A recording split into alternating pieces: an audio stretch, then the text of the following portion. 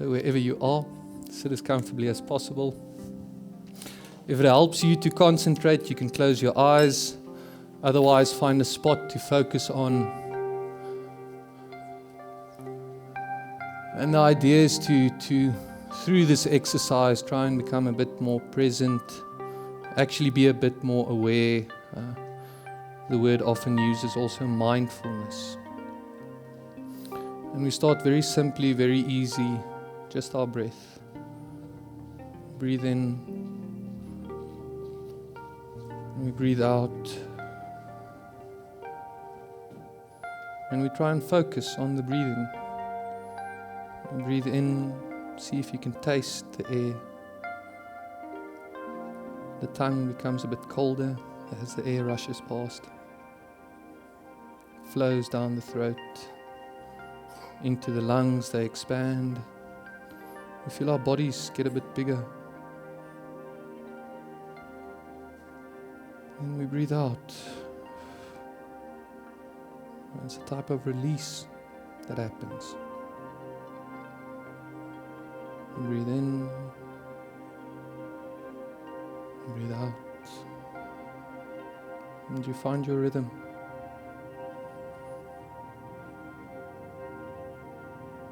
One of the truest yet clichéist ways in which we often calm down when we find ourselves aggravated, anxious, full of tension. It's just to take a few deep breaths in and out.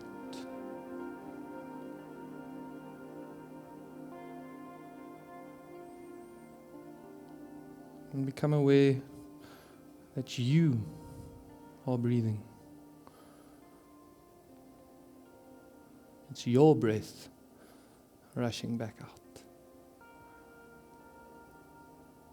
The little piece of yourself going back into creation. You breathe in and you breathe out.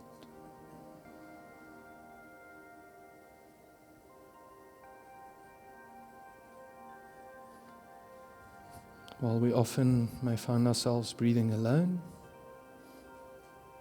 that's not the case this evening. There's other people breathing with us now. And if you want to, you can maybe look around. What are the faces you see? Who is the person sitting next to you? How well do you know them?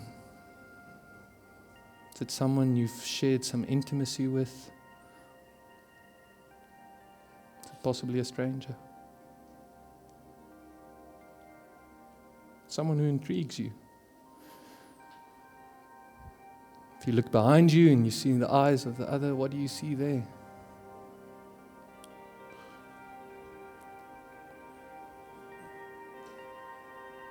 As we breathe and we focus on our own breathing, and when we're shifting towards trying to just acknowledge the presence of others, I think we realize while we are telling our own stories, others are writing theirs as well. What do you think that story looks like? Have you shared something of that story with the other person? Have you maybe participated in a chapter of theirs? And as we're thinking on those present here, think on those not here. Those who have formed a part of your life and they possibly left for various reasons. Those you miss. Those you love.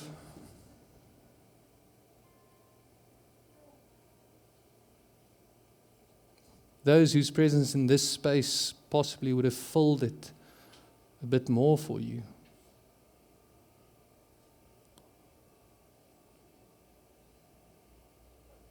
And what is this space then? En kyk bietjie vriende, look around. We're blessed with a lot of crosses. That's excellent. Especially those crosses on the wall. Some of you made those.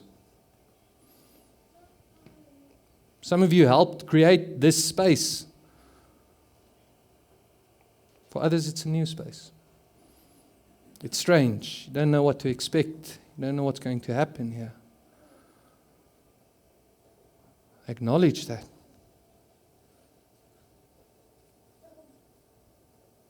When you walk through those doors or those doors, ask the question, why did I walk through?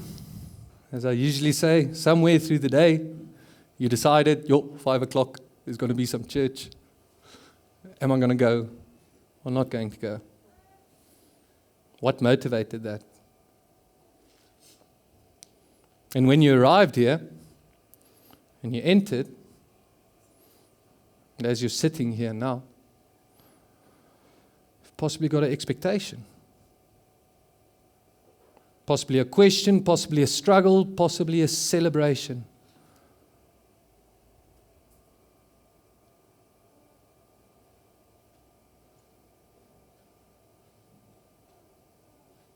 Probably a desire to meet that which we call God, the holy, the mystery. One of our core convictions and one of our confessions is that God is everywhere. Everywhere. Regardless of what I'm doing, what I'm saying, what I'm hearing, what I'm seeing, God is there. We often try and believe God is here as well. We say it very easily. Is it really true?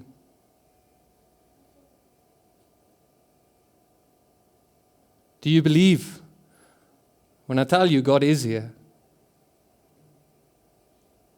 The very breath you breathe, that's Him. The air that fills the lungs of those next to you, that's Him. The space we're in, that's Him. Creation, that's Him.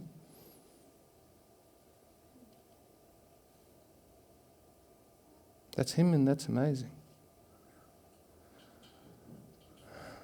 His unrelenting, uncompromising presence. Friends, we know what we do.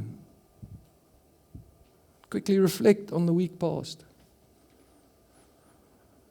All of us, somewhere along the way, something of our own brokenness, our humanity, the ugliness thereof, came out. We call it sin, we call it wrong, we call it guilt, whatever you want to name it. We said something, we did something that broke. Broke something in myself. Broke something in someone else. What's amazing is that God was there. Not with eyes of judgment, not with eyes of condemnation, not telling us what you're doing and how you are busy with. It's a reflection of your own ugliness, but just holding, just loving, just forgiving.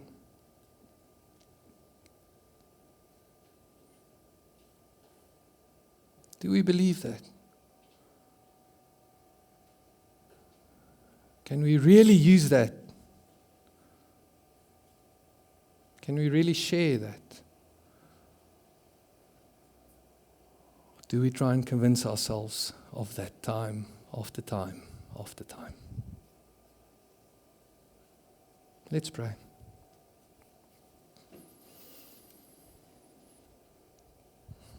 Lord, we come before you and we acknowledge that you're here, that you've always been here, and that you always will be here. We acknowledge that there's various ways in which we hurt ourselves, hurt others, hurt this wonderful, amazing creation. And we show that to you. And humbly we ask that you forgive.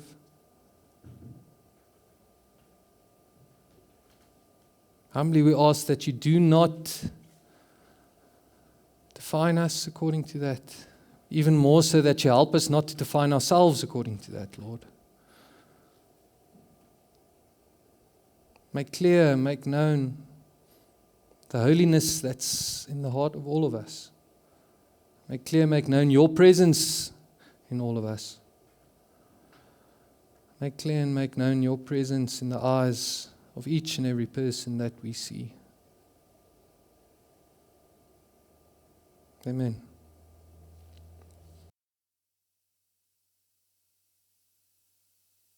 Lord, even though we do not really understand what you did on the cross, what you sacrificed, what you laid down, we can only experience. And I think we just want to pray a very simple prayer, Lord. May we never forget, may we never stop believing that this world can truly change.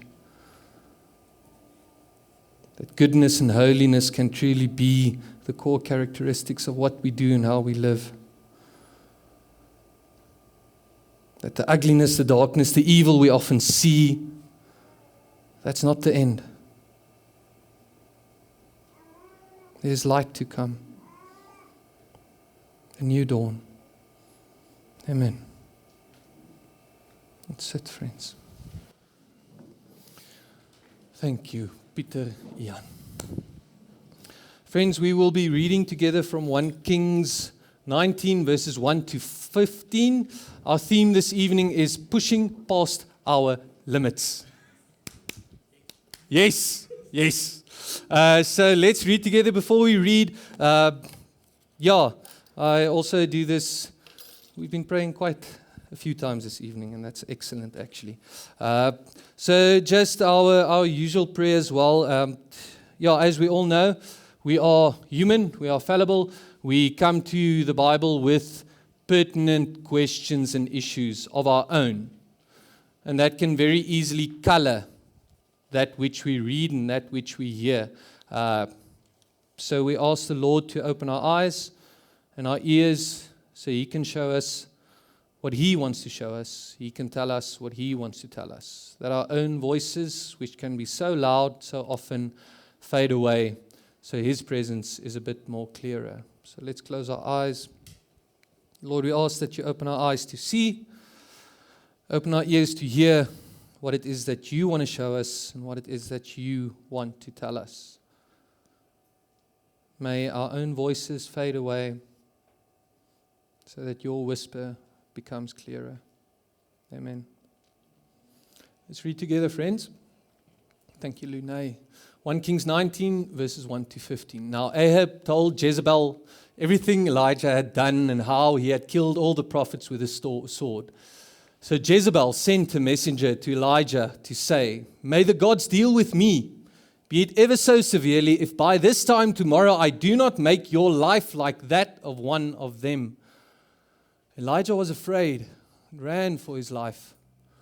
When he came to Beersheba in Judah, he left his servant there, while he himself went a day's journey into the wilderness.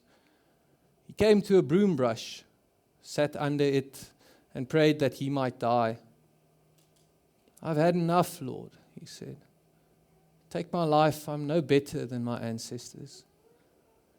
Then he lay down under the bush and fell asleep. All at once an angel touched him and said, "Get up and eat."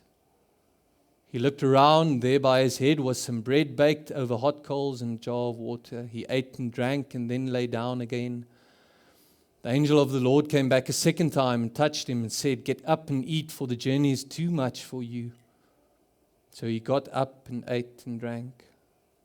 Strengthened by that food, he traveled 40 days and 40 nights until he reached Horeb, the mountain of God.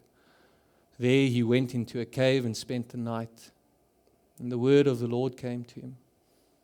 "What are you doing here, Elijah?" He replied, "I've been very zealous for the Lord God Almighty. The Israelites have rejected your covenant, torn down your altars, and put your prophets to death with the sword. I'm the only one left, and now they are trying to kill me too." The Lord said, "Go out, stand on the mountain in the presence of the Lord, for the Lord is about to pass by. Then a great and powerful wind tore the mountains apart and shattered the rocks before the Lord, but the Lord was not in the wind. After the wind there was an earthquake, but the Lord was not in the earthquake. After the earthquake came a fire, but the Lord was not in the fire. And after the fire came a gentle whisper. When Elijah heard it, he pulled his cloak over his face and went out and stood at the mouth of the cave. Then a voice said to him, "What are you doing here, Elijah?" He replied, "I have been very zealous for the Lord God Almighty. Israelites have rejected your covenant, torn down your altars, and put your prophets to death with the sword. I am the only one left. Now they are trying to kill me too." The Lord said to him, "Go back the way you came." Up until there. Thank you. So friends, we are doing a bit of a story time this evening. So the way we're going to do it, we're going to look at three characters in the story. Elijah, God, and us. So we're part of the story, reading the story. If we start at Elijah, the story actually starts with Solomon. I take it most of you know who Solomon is. Who thinks Solomon was lekker bra, good bra, excellent, one of the best kings Israel has had? Thank you, Thomas. Thank you. I do love a bit of participation. So most of us got the idea, the understanding Solomon was great. I mean, Solomon was the one that asked God, give me wisdom to actually be a very good king. And a lot of times he's put down as the perfect figure of how a leader should be. Not completely the case. If we read a bit earlier in Kings, we see that what Solomon did towards the end of his reign, a lot like his father, David. Solomon had, how can I put this nicely? Solomon had a naughty eye. Had a naughty eye. A wandering eye. The thing is, what he just did, what his father didn't do, is he married all of them, left and right. So towards the end of his reign, Solomon had close to 100 wives. That was part of the practice at that age, especially for kings. A lot of the times it was due to political affiliations, to strengthen ties, etc., etc. But one of the results of all these marriages that Solomon had was various people from different cultures came and brought their own faiths, their own understandings, and their own gods. And Solomon entertained that. He didn't tell them, listen here, you must put aside Baal or, we've got two history majors. Yeah, no, yes, they can also help. One, he's still working on his. You've already got yours. So they brought all their gods with them. And Solomon allowed that. Solomon didn't tell them, listen, you have to convert to Judaism. If you marry me, you can still retain your own convictions. And those convictions also started to spill over into Solomon's convictions. It started to spill over into the entirety of Israel. And after Solomon, his son became king and his grandson. And it just got bigger and bigger towards where we reached the stage where we enter the story with Elijah. Yahweh, Jehovah, God, whatever you want to call it, isn't center stage in Israel anymore. In Elijah's case specifically, Baal is center stage. I can't remember if Baal is a female or a male god. It's a male god. Male god. Baal is center stage.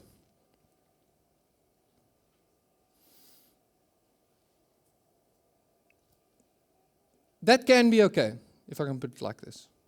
I think most of us know how to do, the big word is plurality. We grew up in a world like that. We know the words Buddhism, Islam, Hinduism. We don't necessarily write people off when they've got a different faith conviction than ours. Oftentimes, we've got a lot of very close friends that believe fundamentally different than we do. The issue in Israel, and I've mentioned it one or two times in previous sermons, is that The understanding of God that was being put down, let me just finish this up because it's actually a bit irrelevant to what we're going to say this evening. But the issue with Judaism that they put down, that was the core conviction, it was this radically alternative way in which we can approach God, to a large extent, way in which we can approach life. So fundamentally, a lot of the other cultures, their convictions with regards to their religion was convictions tied to power, might, influence, and money. The normal thinking, climb your ladder, get to the top, and then you're sorted, and to a large extent, your faith encourages that. It encourages you to be the strongest, to be the most powerful, to be the most mighty. The images they often used for their gods were images of warriors, images of kings, images very fundamentally tied to power and might. And what Judaism put down, to a large extent what God did with the Israelites from the get-go, was trying to make very, very, very, very clear to them. Nothing you have, nothing you do, nothing you say gives you that power. For us, it's a very simple rhyme in that we know it, we grew up with it. Everything we have is grace upon grace upon grace. That image started to shift because of the influence of these various other cultures. And God saw that, and God reacted to that, and the way in which He reacted to that was by sending the prophets. Prophets, way in which we often understand it, is people that prophesy about the future. Understanding in the ancient world of prophets was a type of cultural conscience. Those that held you accountable, those that checked you, those that spoke to the entirety of the nation. And Elijah was one of these prophets. And now I'm done with that little old spiel, because I do not even know. It gives us a bit of context. Context is important. Background. Friends, story. So maybe just keep this in mind. The world of Israel shifted from one in which they were very aware of their afhankelijkheid, dependence of the Lord, to one in which they started to have the conviction that they themselves have the inherent power and might to achieve what they want to achieve. That shifted. God did not want that to shift. He sent the prophets to hold them accountable and to tell them, listen here, you forgot that I'm the one that took you into the promised land. I'm the one that gave you victory after victory. I'm the one that ensured you triumphed over all those around you. Elijah enters into a space where Baal is prominent. And he has to hold Israel to account. And he struggled. The words I put down is lonely and afraid. Who's been in a space that you did not like? All the other people liked it. And you tried to tell them, this is wrong what we're doing. And what was the reaction you got? If you're shy or not shy, but I think we know what the reaction is that happens. All of us possibly have been pushed to a side because we shared one or other conviction, because we tried to hold people to account. And I quickly try and understand if you're the only person or actually part of a handful in the entire nation that's doing that. And people aren't just telling you, no, you're busy being a party pooper. They're telling you, if you say this again, we're going to come and kill you. And you continue. You can't stop, because it's this calling, it's this conviction that the Lord placed on your heart. You cannot prevent the words coming from your mouth. You experience isolation. You experience fear. You experience doubt. Am I right in what I'm saying? It's been the entirety of Elijah's story thus far. Even more so, the chapter just before this one is the very famous image where Elijah is on the mountain and he's got this battle with the 400 prophets of Baal, priests of Baal. They're saying, okay, listen here, we're going to burn these cows. The cows do not burn. Elijah's just like, chuck water, chuck water, chuck water. God sends a fireball. It's like, finally see. God is the one. What Israel is busy with is wrong. God is showing them what they're doing is wrong. If we think of it in terms of a story, he's at that peak. We achieved that victory. Afterwards, all of a sudden, he's not getting the fruits of that victory. Jezebel runs to Ahab, tells Ahab, listen here, this guy's causing trouble. Elijah possibly believes this is the culmination of the prophetic road journey he's been walking on. But he's not bearing the fruits. Inteendeel, still experiencing isolation, still experiencing persecution, still being hunted down to be killed.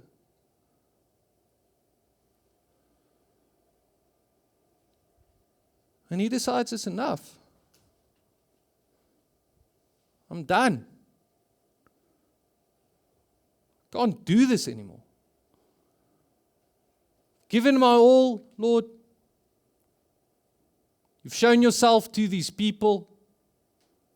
I've tried and show you to these people. They're not listening. They don't want to listen. They still want to kill me. I'll go and kill myself. If we quickly go back to, I think it's verse 6 or 7. No, just before the first chapter. His words, I've had enough, Lord. Take my life. It's a dark place, friends. Literally asking God, listen here, take me away.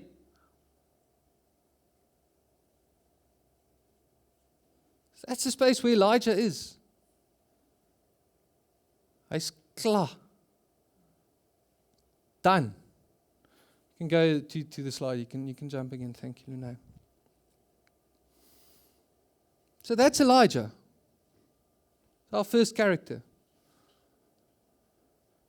Person God ordains to hold his nation accountable. Does that. He helps the good Lord to show himself to the people. Doesn't bear the fruits. Decides he's finished. Giving up. Then what does God do? First thing God does is God sustains. Who of you have had, and it's possibly not a privilege, oftentimes it's more of a struggle than anything else, but to be the source of life, to be the source of happiness, to be the source of joy for someone else. To be the one that keeps them going.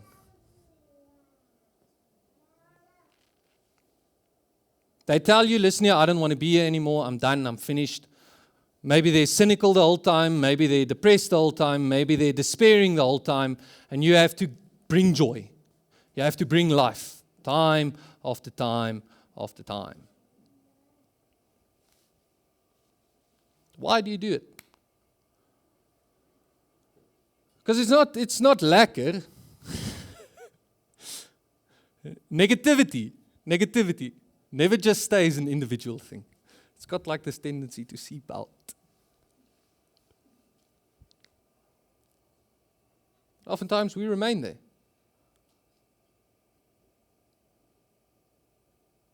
Even when we ourselves do not have the capacity, the joy in our own hearts, we remain trying to push it in. I think remain there because we love. This is very much what God is doing with Elijah. Because God's first reaction when Elijah tells him, listen here, Lord, take my life, he's like, bro, hier's vir jou kos en water. It's the opposite. Against Elijah's own will, God keeps him alive.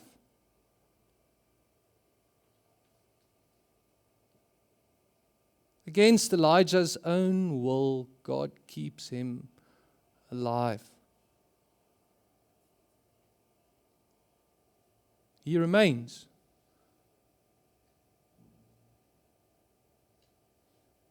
He remains. He remains firstly through the use of an intermediary. He sends an angel. And I think that's, for me that's very beautiful, because all of us can confess. All of us can attest. I think that's a word. All of us can attest to God sending others over our paths into our lives when we needed it the most. Seeing love, seeing grace, seeing beauty, seeing forgiveness in the eyes of the other person when we were hungering for that.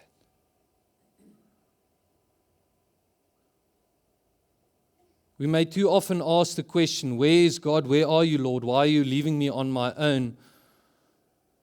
Which He doesn't do. We miss those people He sent. Elijah's case. He sends that angel.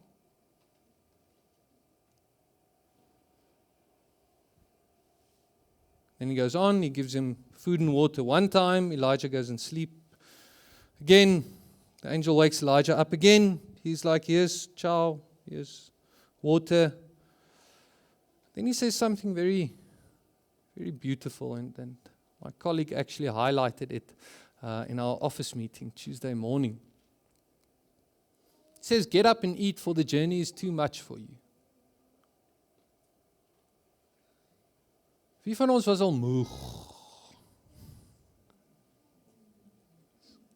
I think a lot of us are possibly feeling very moeg.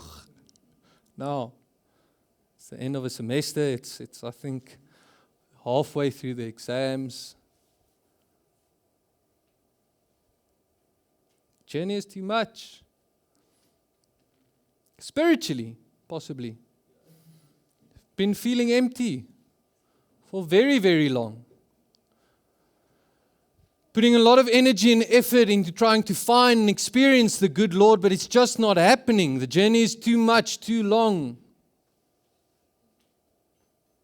Emotionally.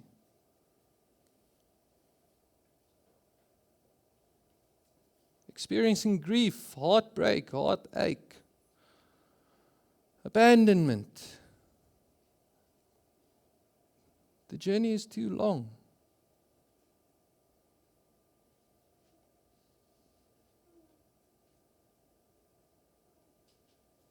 God sees that.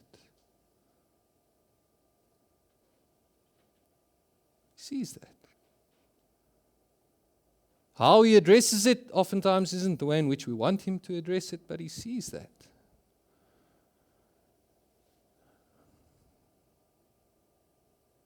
Oftentimes when we're really struggling, one of the most healing things we can experience, someone just being there.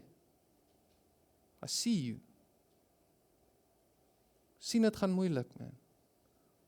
Know you're struggling. I haven't got the answer. I haven't got the solution. I don't know what the way out is, but I see it. What God does to Elijah then is a bit different. He's like, the journey is too much, but please stand up and walk further. So we can move on, thank you. Oh, no, still there. He asks even more. He tells Elijah, go up and walk to Horeb, the mountain of God. And Elijah gets there.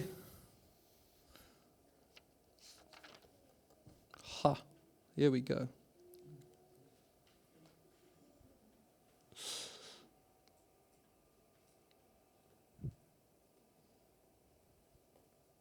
I think firstly, or not firstly, in that third point now, when God sees where Elijah is and what's happening, and He admits to Elijah or confesses to Elijah, I see your journey is too much, too long, And I see that's a bit unsaid, but we hear it in the first part. I also hear that you want to end it. You are done.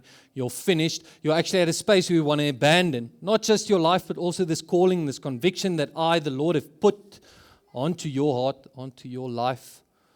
You want to abandon that. I'm still going to guide you.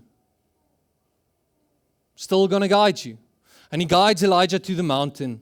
And friends, really try and resonate in whatever aspect this is present in your own life. But if you are there currently, or if you have been there previously, these dark spaces, one of our biggest desires is a piece of revelation from the good Lord. Just make it clear to me, why is this happening? This constant search for meaning, this understanding. Why do you allow this to be present in my life? God sends Elijah to the mountain. And he's there. And he asks him again, what are you doing here? And just a short caveat, I think the reason why God is asking Elijah constantly, because it's 2 times, what are you doing here, Elijah? He names this on his name. What are you doing here, Elijah? He's trying to confront him because Elijah knows what he's doing. Elijah knows he's running away. Elijah knows he's giving up. What are you doing here, Elijah? What are you doing here? And Elijah's answer is the same. But Lord, you know how I ended up here. All these people want to kill me, even though I've committed the entirety of my life to spread your message. All these people still want to kill me. That's what I'm doing here. It's like when you're sad, someone tells you, just be happy. You're like, bro. Why are you sad?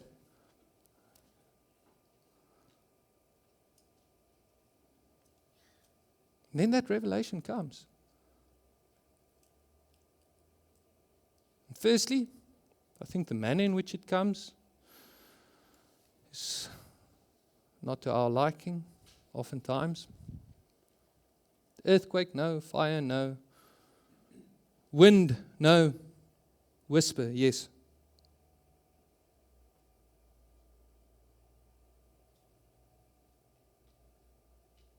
Something about despair quietens our world, I think.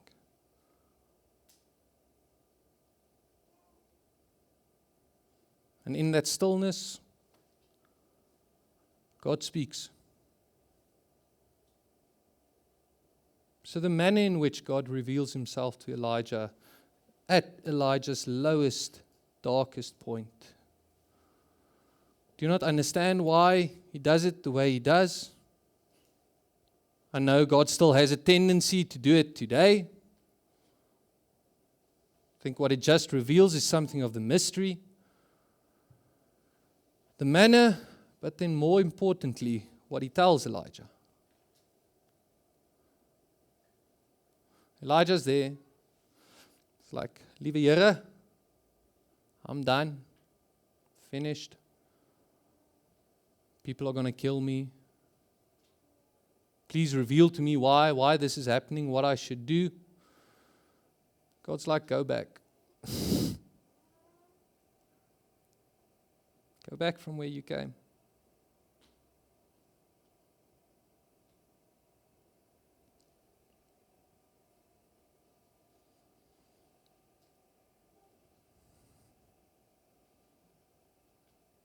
Elijah made 2 choices. The first choice he made was to give up and to run away. He was aware what the struggle was. He was aware what the cause of his own despair was.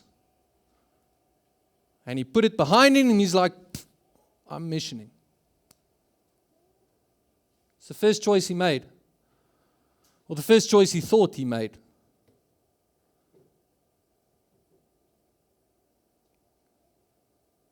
God then came and made another choice for him.